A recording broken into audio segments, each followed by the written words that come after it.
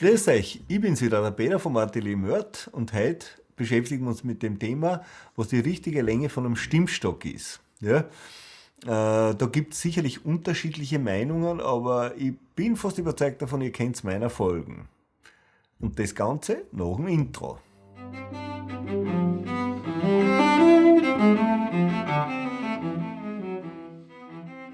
Da gibt es ein Werkzeug, das ganz praktisch ist.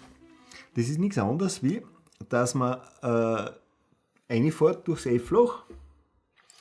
Ich tue mir da jetzt ein bisschen Licht rein. Man fährt im Prinzip rein, stellt das dort hin, wo der Stimmstock nachher stehen wird, schraubt das fest und tut es raus. Da habe ich einen Stimmstock-Rolling. Also jetzt war es aber gut, wenn du herkommen darfst mit der Kamera. Da fliege ich jetzt durch um mich, oder? Ja, genau. So. Da fliegt ihr am besten. Noch besser mit dem Dreckskameragerät da auf die Bratschen auf. Das war sinnvoll. Wenn die Drecksbratschen auf meine Kamera negativ fliegt, ja? Negativ vor allem. Gut, So. Close-up. Jawohl! Komm, Zeit ist gut, gehen wir. Auf alle Fälle. So, ich habe jetzt einmal da drinnen die Länge angenommen von dem Instrument. Dann schauen wir natürlich auch an, was hat das für eine Wölbung. Das ist bei jedem Instrument das gleiche Spiel in grün. Okay? Und dann schauen wir das einmal an mit dem Stimmstock-Rolling. Gut, der ist noch ausreichend lang. Jetzt schneiden wir einmal eine Fläche. Wir gehen jetzt einmal her.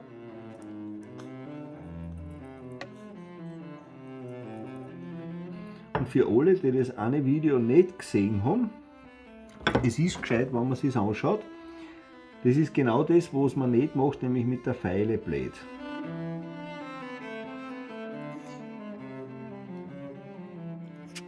Das ist was geil ist, wenn das wirklich sauber glänzende Oberflächen hat. Dann gehe ich wieder her und kontrolliere die Länge. Okay, da kann ich einen guten Millimeter wegschneiden. Jetzt drehe ich es um.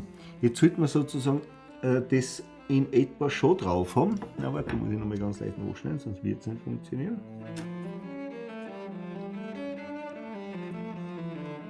So schaut es jetzt eine blöd aus.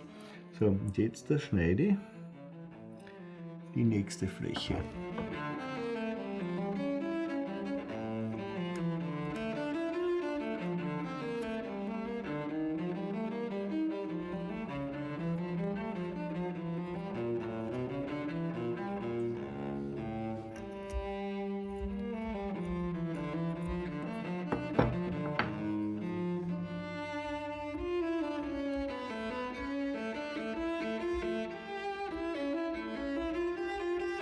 Das ist jetzt in Wirklichkeit noch ganz eine kleine Spur länger, ja, als das, was das Maß ist, was ich angenommen habe. Aber es ist halt auch so, dass man es unter Umständen auch zweimal außer tut, um dann noch nachzuarbeiten. Das kann auch sein. Weil es ist da im Prinzip jetzt das gleiche Spiel in grün wie beim Steg. Eher ein bisschen höher lassen und vielleicht nochmal nachsetzen, ganz leicht, weil der Zuschnitzen ist auch beim Stimmstock schwierig. Ja? Probiert habe ich es, aber es ist schwierig. Ja, ja, der ist noch spurzlang. Aber wie gesagt, ist mir definitiv lieber, wenn er zu lang ist, als wie wenn er zu kurz ist. Ne? Das kann man mal ganz klar sagen.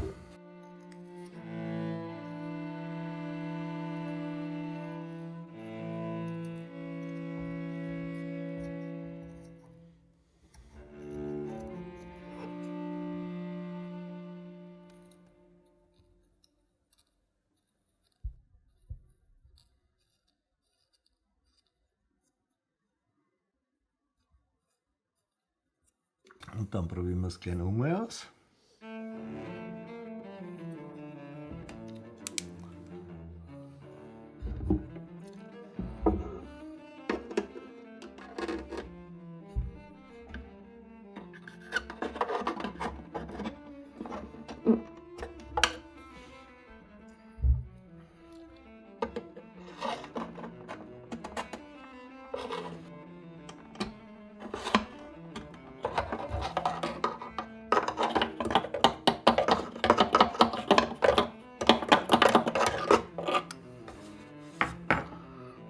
schaut gar nicht so blöd aus. Wenn ich einen Stimmstock einsetze, dann kann man jetzt auch nicht von irgendwelche Millimeter reden oder Drittelmillimeter oder sonst irgendwas, sondern es geht eigentlich um die Kraft, mit der was drinnen steht. Das ist eine Gefühlssache.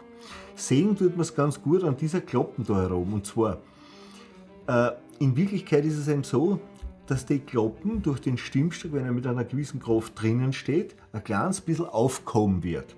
Und durch den Seitendruck, der dann über den Steg aufkommt, druckt es das wieder nieder. Ja? Es ist die Kraft das Entscheidende und nicht irgendein Weg, ein Maß, ja? Oder ein Längenmaß. Ich muss jetzt nur mal schauen, wie der prinzipiell drinnen steht. Weil wenn die Schnittflächen richtig gemacht sind, dann stellt sich der selber im Prinzip schon richtig hin. Der passt aber wirklich nicht blöd. Das kann man mal so sagen. Geh Papa nicht so bescheiden, lass es nicht wie ein Zufall klingen. So kann man jetzt auf die lockere sagen, bitte, ist ja babyleicht. Jetzt kontrolliere ich es natürlich auch nochmal, indem ich hinten reinschaue. Weil man sie natürlich leichter tut. Da steht nämlich jetzt ziemlich gerade schon. In Wirklichkeit war es das. Das Baby leicht. So, jetzt haben wir nicht nur die richtige Länge vom Stimmstock, sondern er passt da schon um und unten tadellos. Und das ist ein feines Geschäft, einen Stimmstock machen. Geht schnell, Bombenbezahlung, voll super. Aber ich muss euch jetzt noch ein bisschen was aufzeichnen dazu. Also, jetzt Close weg. Was ist das Gegenteil von einem Close-up? Close down. Der Stimmstock muss ja mit einer gewissen Kraft drinnen stehen, ja? Die eben den Boden ein bisschen nach außen druckt und die Decken ein bisschen nach außen druckt. Nachdem ich da zwei so schräge Flächen habe, ja, ist es natürlich jetzt, und der soll genau unterm Steg stehen, ja, also nicht genau unterm Steg, sondern von dieser Ansicht genau unterm Steg, von der anderen soll es ungefähr diese Stegbreite Abstand haben, dann ist es logischerweise so, dass der Stimmstock zuerst einmal ungefähr auf dieser Position eingesetzt wird und dann eben mit einer gewissen Kraft ausgezogen wird. Durch dieses Ausziehen und durch diese zwei schrägen Flächen da, dass man es besser sieht, das ist diese schräge Fläche und diese schräge Fläche. Nachdem ich da eine Kraft aufbringe, ja, ist es klar, dass es da nach außen druckt und da nach außen druckt.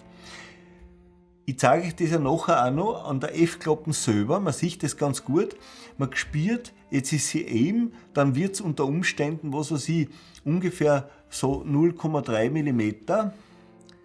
Obwohl, ich habe jetzt erst gesagt, es geht um die Kraft, es geht nicht um den Weg, den das macht, aber ich sage jetzt einmal ca. 0,3 bis 0,5 mm